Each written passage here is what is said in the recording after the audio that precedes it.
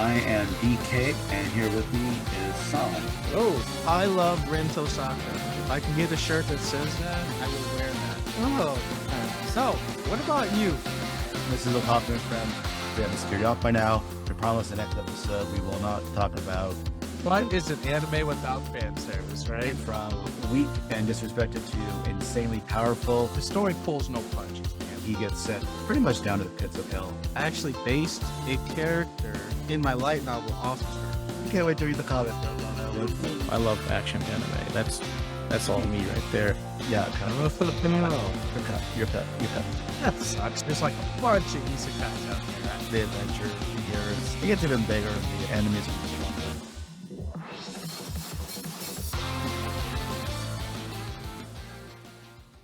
And welcome back to Otaku and Friends. I am DK, and joining me as always is Sam.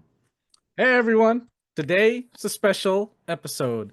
Today we're diving into my own light novel, Alphaverse Universe, Tales of the Twin Blade. So Sam has been working on this universe for almost 11 years now. And in this episode, we'll unpack that journey, the struggles, and the triumphs. I mean, 11 years, that's a struggle. Yeah, that Yeah. took quite a bit. But before we dive into that, last time we shared our adventures at Anime NYC and Sam's first trip to the Big Apple.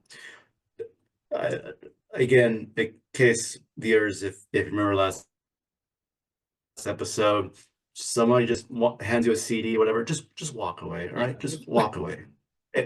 Anything else you want to add to that, Sam? Yeah, the CDs aren't worth it, guys. Just, it's not worth it. Just go. Just when you see them, just go. Don't even pay them no mind, and you won't be out Yes. $300 like me, you know. Totally. And also, Anime NYC was pretty fun, so can't wait till next year. It's gonna be So, fun. with that said, let's go ahead and today we're going to dive in and get into the creative process behind Alphaverse. So, Sam, Alphaverse has been your baby for over a decade now, and Yeah. Volume 1 is finally out. What were some of the biggest challenges you faced along the way? I mean, I'm sure the audience wants to know, were there moments you thought you wouldn't finish? Was there a particular tough chapter or scene you had to rewrite? Yeah, I mean, yeah, I know it took me 11 years, guys. There was a lot of challenges along the way because for one, 11 years ago, I was very enthusiastic. I was in a process of writing this Alphaverse, Universe Tales of the Twin Blade, but sometimes life happens. So having the challenge of life kind of get in the way, really makes it hard to stay consistent. And it's so funny because I didn't resume writing until probably like last year, guys. It's very funny how this happened. So 11 plus years in the future, I am a married man, I have a kiddo, and I moved into my house. I was cleaning my office and I found this little USB flash drive. And I'm just like, what is Porn. this? Yeah, I was like, this. Hopefully, there's not porn, or hopefully, well, I'm just kidding. Oh, yeah, that's the Hentai. case. Is there hentai in here? Tom's Just kidding. porn on the USB drive. Oh, But wait, happened to be his light novel. exactly. So like, Oh. I plug it in, and I look, and I'm just like, my eyes just went like, oh my gosh, like We're these talking are about the like, light novel still, right? yeah, light novels, not hentai or porn, but Well, we still have to talk about your character development and the artist later. We'll do it later, though. yeah, for sure. But I I open it up and all my old manuscripts are on there. And I was just like, wow. And then it just kind of like clicked in my head like, wow, I remember writing all this. And it was so crazy because like a day later, I get a phone call from my uncle. He's like, "Hey, so I brushed off this old laptop and I found your old manuscript that you sent me." I was like, "What?" And so after I heard that, I said to myself, that had to been fate. I'm gonna finish this light novel and I'm gonna put it out there. And that's pretty much how it happened. So the Alphaverse says yes. The Alphaverse says yes, but man, there are other challenges because for one, I haven't wrote in a long time. Uh Trying to piece everything together and like do the whole world building stuff. Man, I had brain farts, I had writer's block. Shoot, I even went out my way to make it to one of the Planet Comic Cons and I met Chris Claremont. And if anybody knows who Chris Claremont is, he is the writer and the creator of X-Men. He created Wolverine. And I still remember asking him, "Hey Chris, how did you get over writer's block?" And he just sat there and looked at me with just a straight face. Treat it like a job. Okay. He's like, "Yep, treat it like a job." I was just like, "Oh, all right." Well, this is a lot about your job and how you treat your job now. Here. Yeah, so it's my So do job. you call in sick So a lot? So yeah. do you show up on time? I'm worried now. I know, right? So I was just like, "Oh, okay." So, after he said all that, I kind of had to like sit down, decipher what he meant behind that, and you know, treat it like a job. Like it's just been like your life depends on it, you know? So that's how I treated it, and that's how I was able to get through a lot of my challenges like Or writer's block. or you just like a job, you still have to go in and do the work and keep, and this isn't keep writing. Yes. Yes. Stay To be consistent. clear, everybody, I mean that I kind of I'm feeling for the listeners and our subscribers right now. So I'm not trying to put words in your mouth, Sam, but I mean from what you were told, treat it like a job. It sounds like you got to get up the next day and just keep going at it, right? Just do it. Yes, Yes, absolutely. okay. Don't quit. Mm-hmm. Unless Don't give well, up. I guess there's many reasons to quit a job, but I mean with this one, if you're committed. So, Absolutely. how did the Alphaverse concept come about? Well, the Alphaverse concept for me was honestly it's just inspiration from watching other animes and reading manga. I am a big, huge person that loves story. I love a good story, and it finally dawned on me that I wanted to have my own good story as well too. So that's how it all started, and that's why I have Alphaverse Universe. The Alphaverse. Yes. So the Alphaverse, it's such a rich and unique world. Uh, what real world cultures, historical events, or mythologies influence the setting of Alphaverse? Were there specific elements from our world that you wanted to incorporate into the future of Alphaverse into your story? Yeah. So with Alphaverse, the world how I wanted it to be built was pretty much like a mixture of like Asian cultures. I wanted to mix fantasy and the real world together. And trying to do that, I also incorporated elements of like magic and technology. And there are certain reasons why this future or this world is so different. And it's really exciting. Well, can't wait to hear more about the Alphaverse, the story, the world you created, how, again, you just mentioned incorporating Asia myths uh, and other elements into your story here from our world and from what's impacted you, inspired you. But before we get there, let's go ahead and first give our viewers, our listeners, a short synopsis of Volume 1. So everybody listen up here. Alphaverse Universe, Tales of Twin Blades Volume 1, Tales of the Twin Blades, follows the journey of Kaitou Toshiori, a Sure. prodigy from one of the most powerful royal families in the United Country of Asia, set in the year 2450. The continent has been united under a democratic monarchy, but civil unrest and the brewing influence of dark forces threaten to destabilize the fragile peace. Kaitou dreams of becoming a royal dragon, one of the elite warriors who serve as the king's bodyguards. So the story kicks off with Kaito waking up in a hospital, recovering from a battle that left him with severe injuries and amnesia.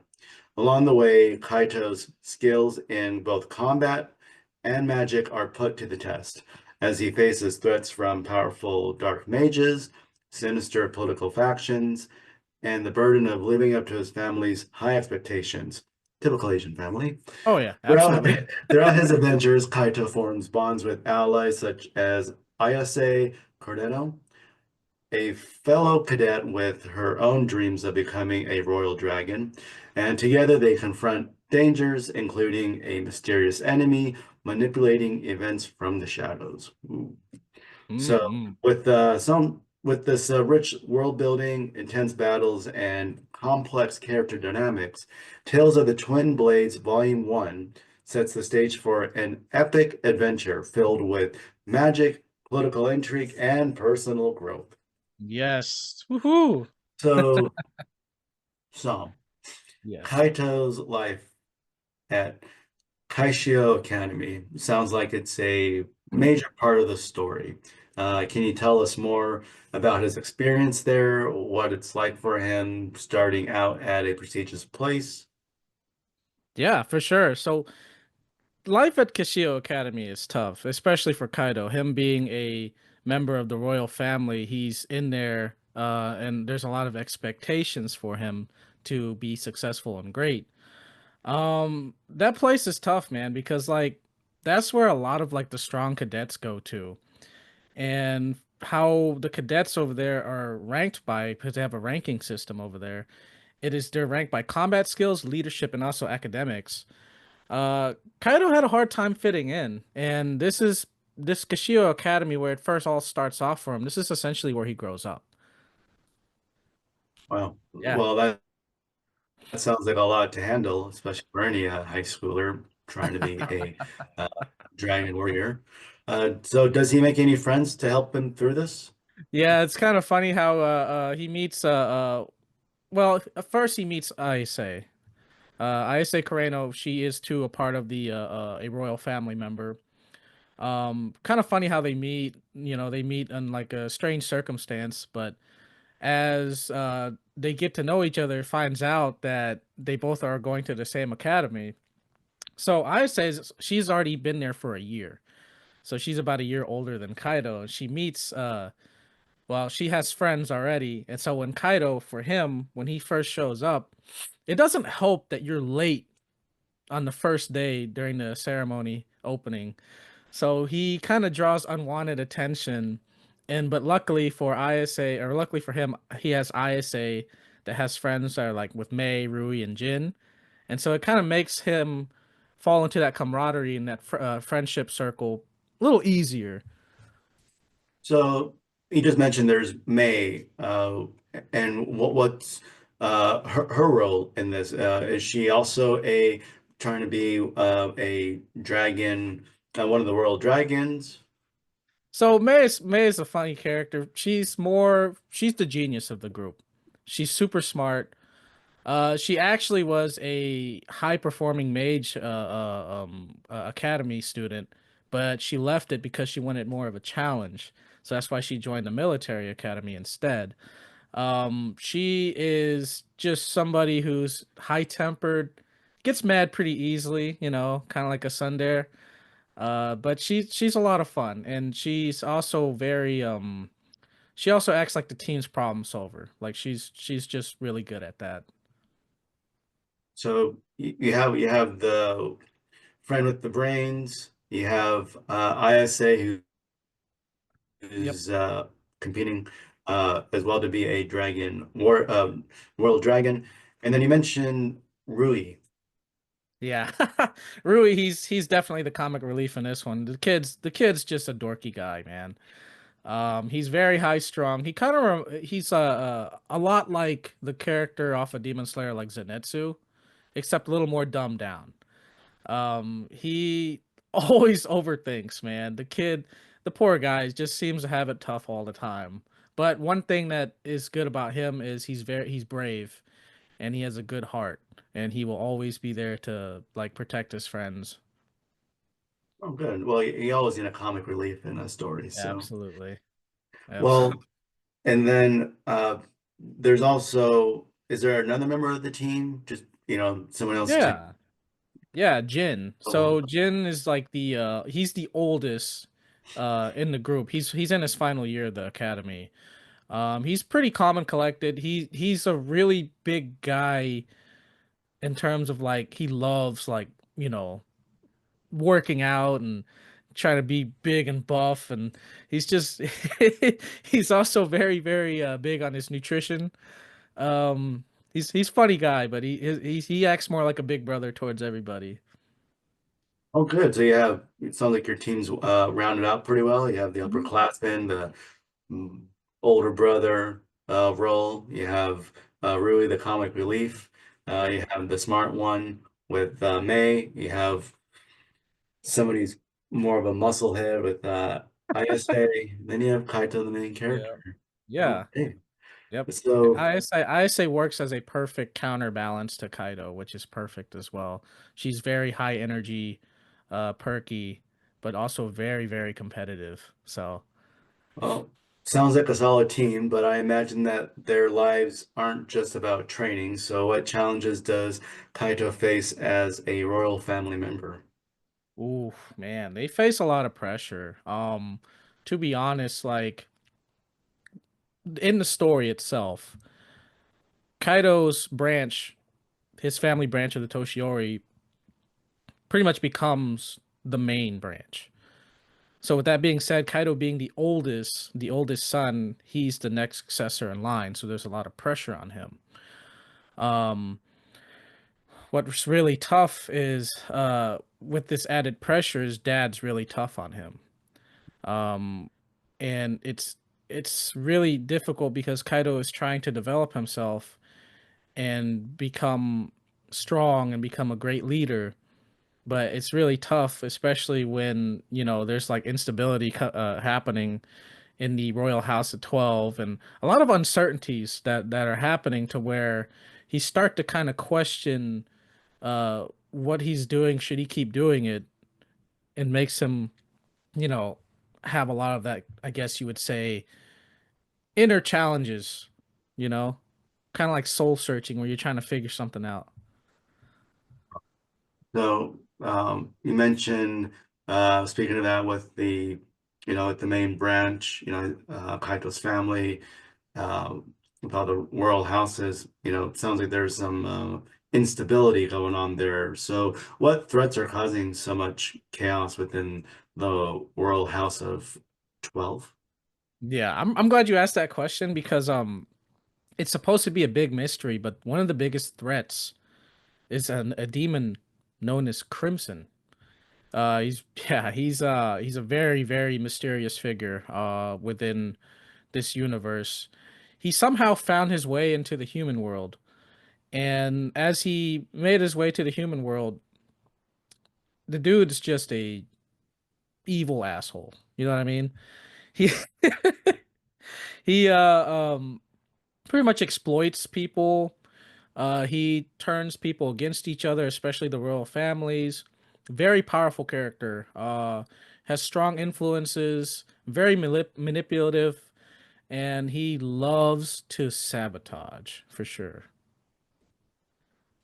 Wow. Yeah. So, a lot to unpack right there. So, but at the so that's the instability, what's going on with the World House of 12. What about the Academy? Are there larger conflicts at play there? At the academy itself, it's more of kind of like the students trying to one up each other. So there's an outer conflict happening with the Royal House of 12 right now, as there's like more than one plot within the story. What's really cool is in volume one, we really focus on the inner conflicts at the Kashio Academy. Kaido trying to prove himself to being like, one of the best. He has rivals that kind of like just show up and challenge him.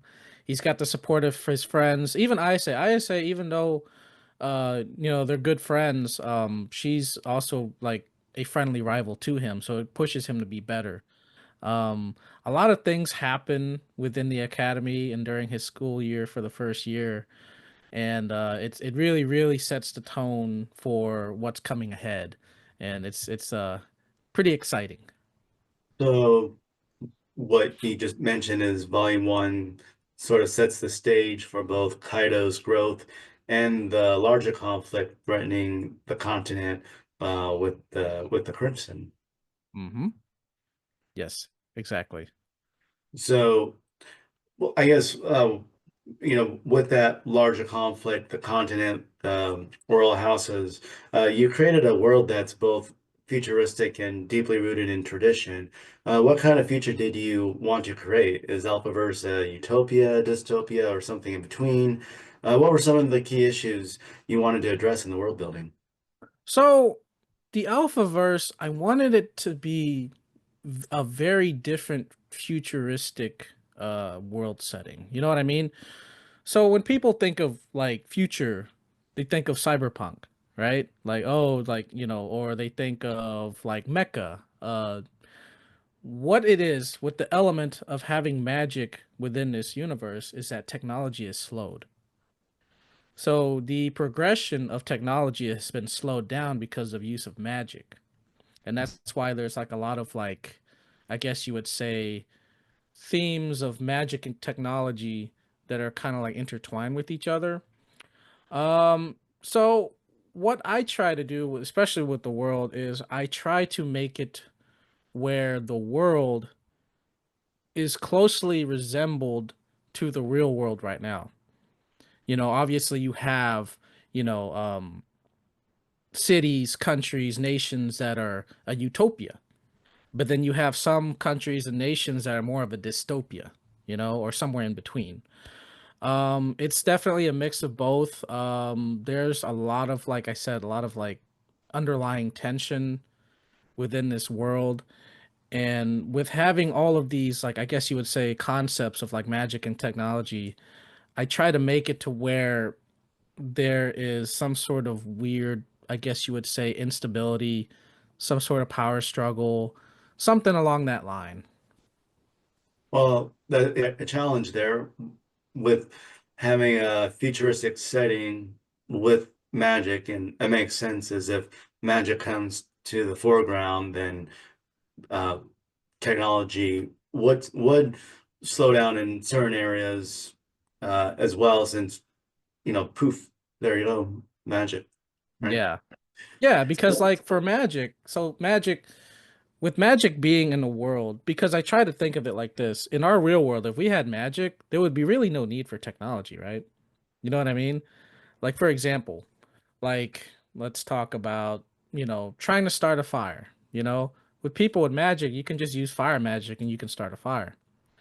If we didn't have magic, of course we'd be using technology or any forms of technology to try to start well, I would just use matches, but that okay. is technology. So some flint and steel, Some flint and steel. Yep, just trying to or two mark rocks together, it. Yep. But with magic, with the blink of a finger, or the snap of a finger, you can have fire just like that. Yeah, Okay. that's what I was aiming for. So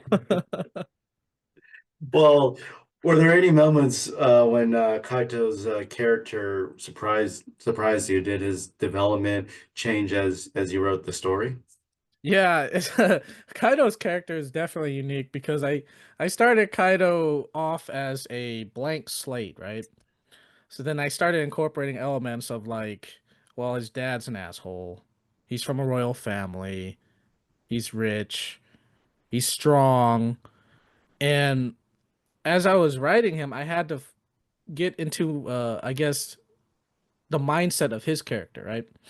And I just thought it was going to be easy, but it really surprised me. Like, if I was in his shoes, I would be thinking or making the decision of doing this instead of that. So it was very, very interesting to write his character. But in terms of progression wise, I think I think the development of his characters right on track to where I see the end goal of it. Nice.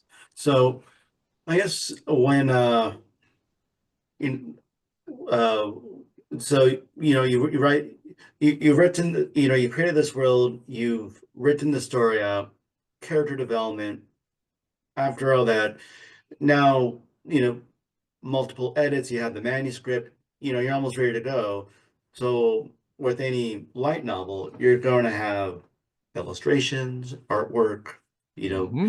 So you're definitely not done after the writing, or at least not after the manuscript is finished. So with that said, is with when selecting the art style for Alphaverse, were there specific artists or styles that you had in mind that maybe influence your choices? Did the vision evolve over time? Did it change? I mean, that's 11 years in the making.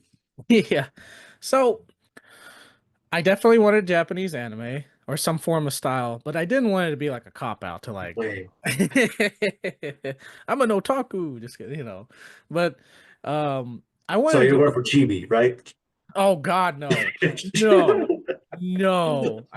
Oh God, don't even. Oh yeah, Salmon is chibi fetish, right? Is that it? Oh God, yeah. Ugh. um I wanted to have Japanese anime for sure, but I didn't want it to be a cop out to like other animes. I wanted it to be its own unique art style. It was tough, man. I went through a bunch of different artists until I landed on one. Shouts out to Light Comic Studios. They really nailed the vision of how I wanted my characters to look, and they did a great job. Oh, great. So, so could you maybe tell us more about that process with the Yeah, with the absolutely. I'm illustrator? actually Or I mean, I'm sure people are our viewers, our listeners would be really interested in, okay, yeah, if they're writing a light novel, they have the manuscript, is that part of the process of writing, that you have that in the back of your mind, or because it's coming, having to do the artwork, so, or was that part of the creative process as well, as having an image of Kaito, or Mhm. your other characters in mind, so as you're writing, and then when you got to the point where I need to engage with a illustrator and artist, Yeah, pretty for sure. So like for me, having art was very important. Just trying to so as you write, for me, I just kept getting this like I guess you would say this itch in my head. I'm just like I want to have a visualization of Kaito and the gang. So I'm just like, you know what? I'm going to try to find me an artist. And it was extremely difficult, but just the process of finding one that matched my style, that was kind of an arduous process. Uh art's not art's not cheap, guys. If you are thinking especially about good art. oh, especially good art. You and one of the it's one of those sayings that you hear from anybody, you pay what you get, you know? And well, some people. But Just like like I those said, it's CDs you just got. I'm sure they huh? were just like those CDs you got from the Big Apple. I'm sure they were worth it. Oh, I definitely paid what I got. Opposite. Oh.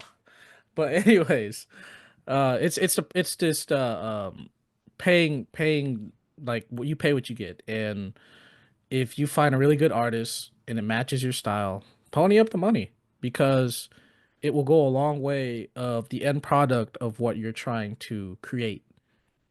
Very important.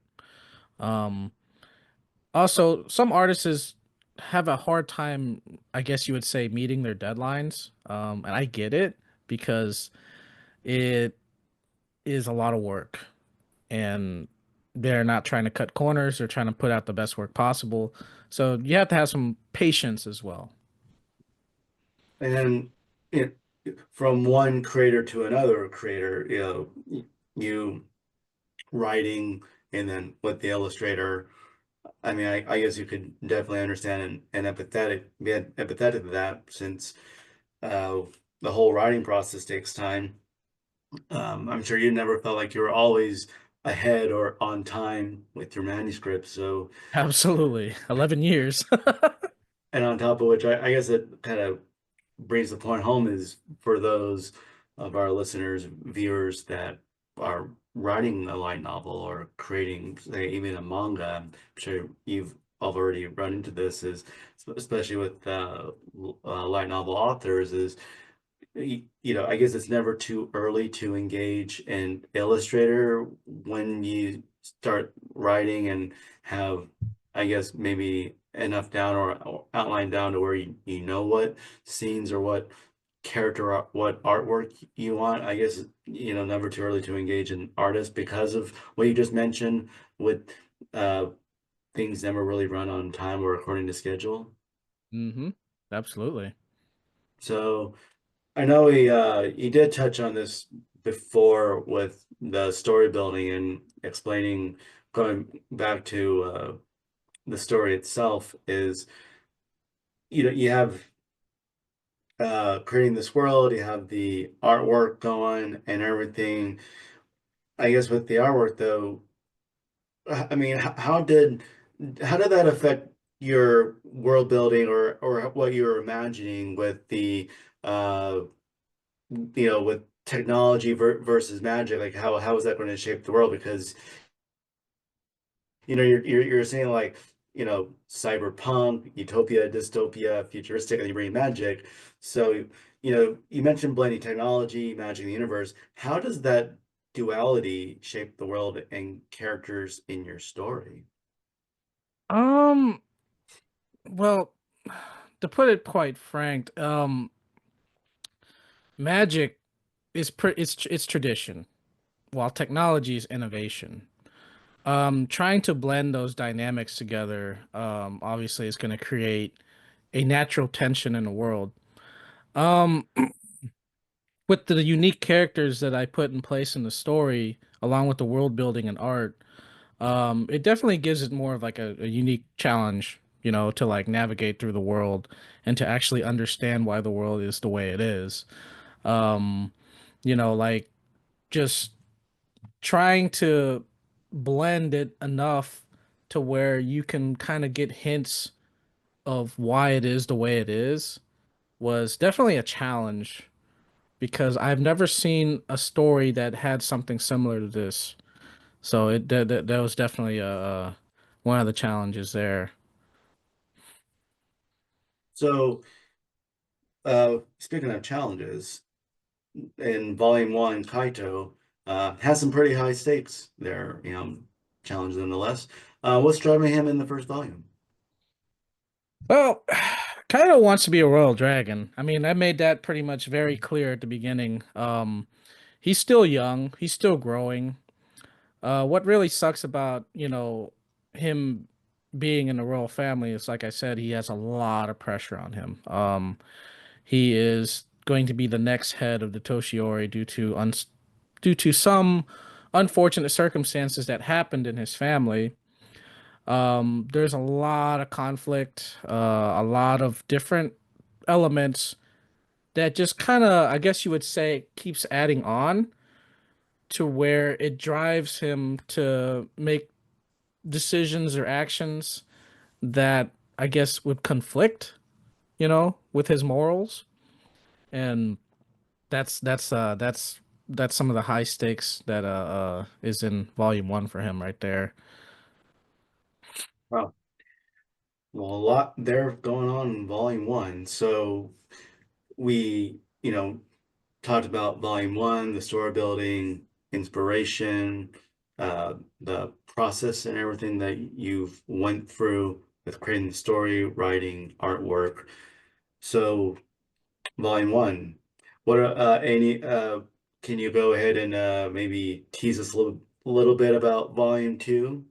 Yeah, for sure. So like with volume one, the story is pretty much based around Kaito and his school life. The certain conflicts and challenges that pop up and how he deals with it pretty much carries on to volume two, but with the story focus, I feel like I didn't give ISA enough seat time.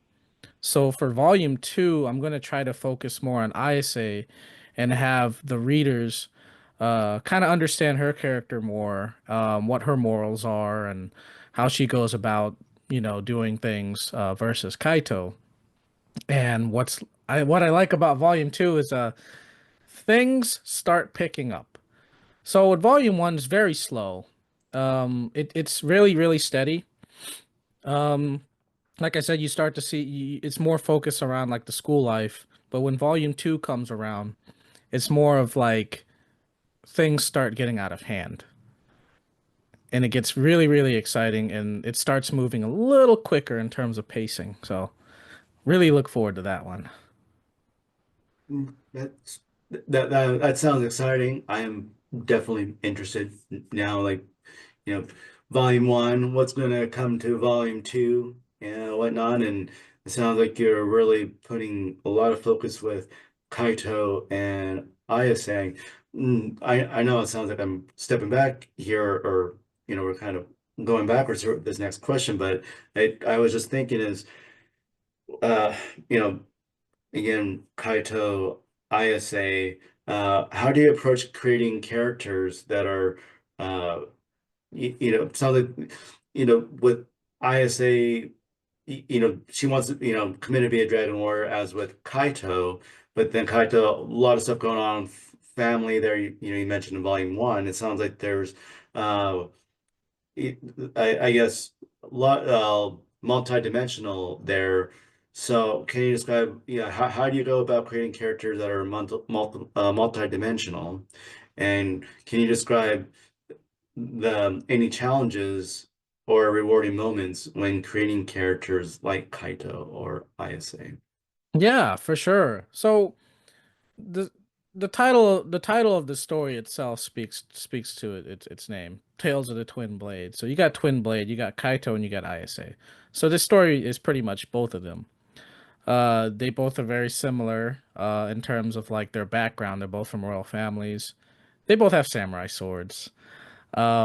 Trying to write a female character is not it's not necessarily easy because for me what I try to do is I always try to understand, you know, a character, not just male or like just like male female.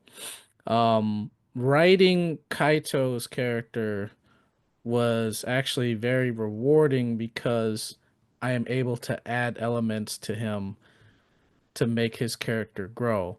With Ayase, on the other hand, what I tried to do was have elements already there. I see. So she's a main character as well, but she adds to the support and adds the element to Kaito and his character. Um, she's an exciting character. I had a lot of fun writing her too because she's just so perky. And when I think of perky, Did you say writing her or writing her? writing, writing her character. Let me clear, Yeah. Tom's over there writing ISA. So Yes, I am writing AISA.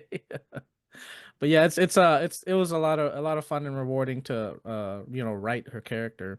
And it to me like it was very satisfying to see what the end product looked like after volume one. so what was the most satisfying part of writing ISA? Just her character and personality. I had a lot of fun with it because Kaido is like dry and very like stern and calm. It's his demeanor. I say it's complete opposite of that, man. So the duality of writing both characters, I had a lot more fun writing her character than I did with Kaito.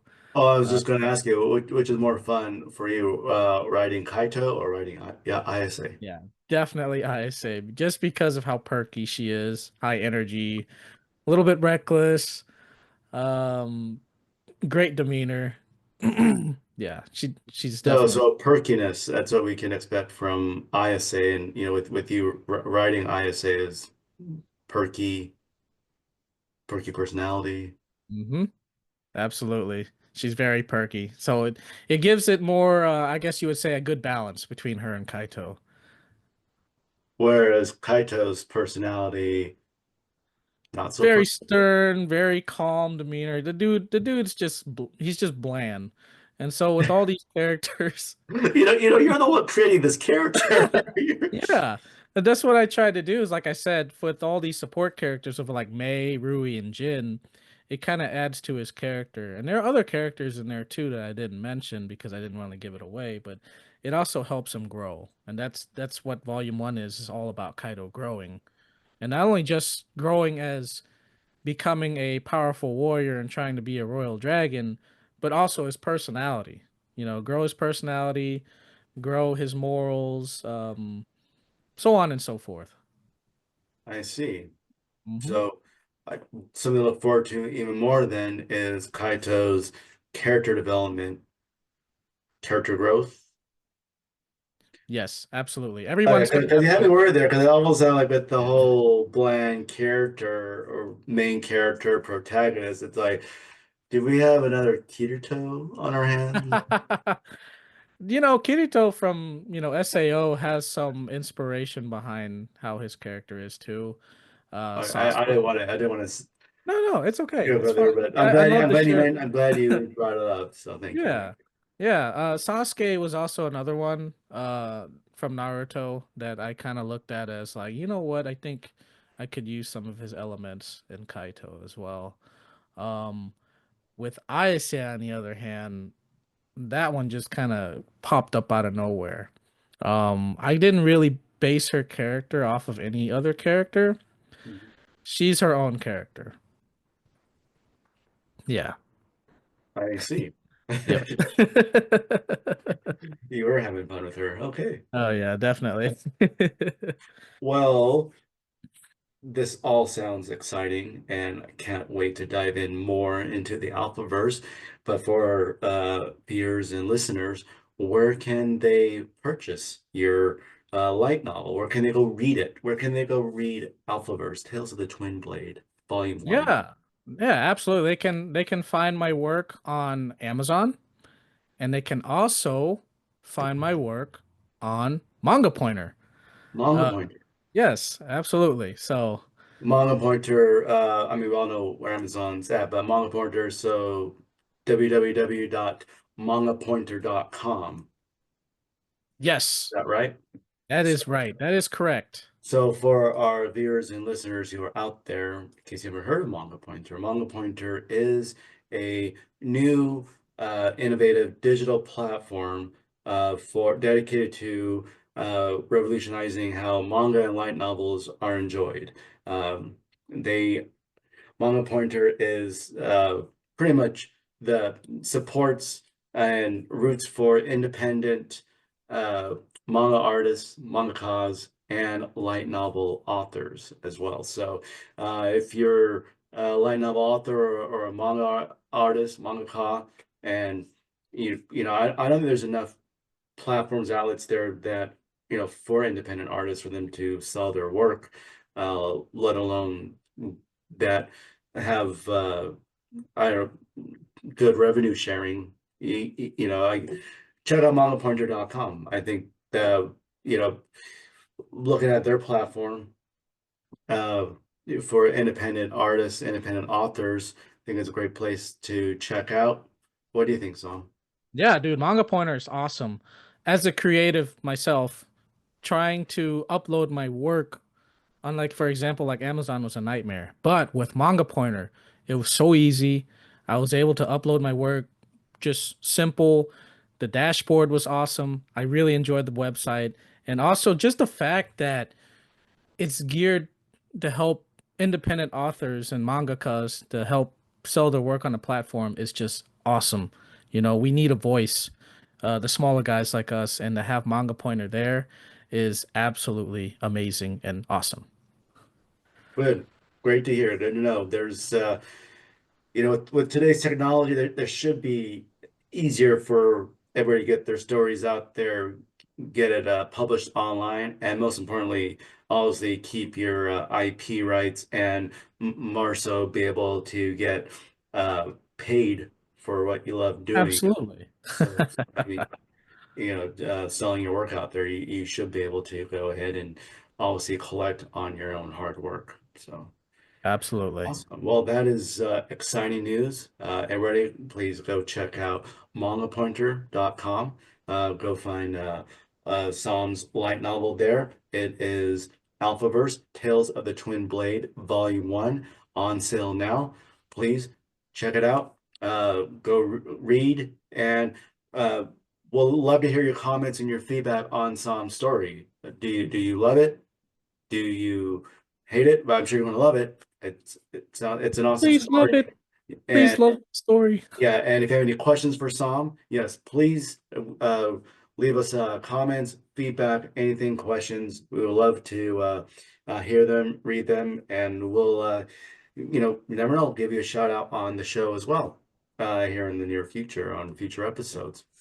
But with that said, though, we can't wait to see where the story takes us next. So make sure you follow us for more deep dives into the world of light novels, manga, anime, as well. So with that said, though, before we completely wrap up, Sam, do you have any uh, you know since we've discussed the complexities of your characters and everything, all the writing you've done and everything, do you have any, say, advice out there for any of our listeners? Final thoughts you'd like to share with them?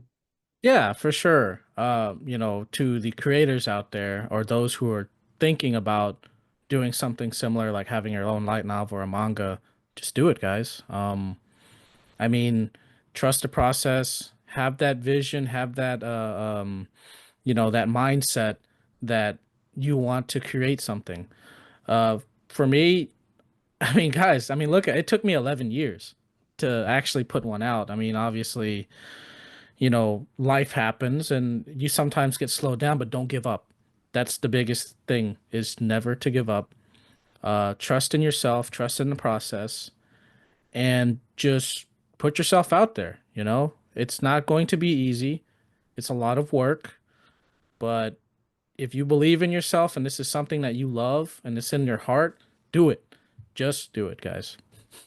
Well, thank you so much, Sam, for those great words.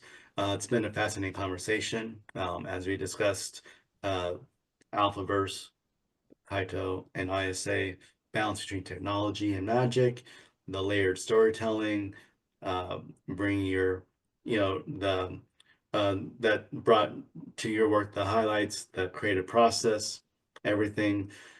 Can't wait to see where the story takes us next. But everybody, make sure to follow us for more deep dives, again, into the world of manga, light novels, anime. And next episode, we will have a special guest with us in our next show. So please stay tuned for more. Love to hear your feedback. If you have any requests or uh, ideas for any future episodes for Otaku and Friends, but what we should be talking about, what you'd like for us to discuss, or what you'd like to hear more of, I don't know, or less of, please share your feedback, your comments down below. We will read them. Uh, Yes. yes, Don't Zog, will you read Yes, don't them? I'm forget. sure, Yes, we especially will about read them. Alphaverse. I'm sure he'll read them. Yeah, guys, don't forget to like, comment, subscribe. We really, really, would love to have you guys, watch our next episode and support Yes, us. please follow us. We're Yeah. on the social platforms, Instagram, X/Twitter, Blue Sky, uh, obviously YouTube, Spotify. So please follow us, like, enjoy, and we'll be talking about, like I said, everything otaku and friends. So uh, Yes. so to everyone listening out there, stay curious, stay otaku, and don't forget to tune in next time for more conversations on Otaku and Friends. See you soon. See ya. Peace.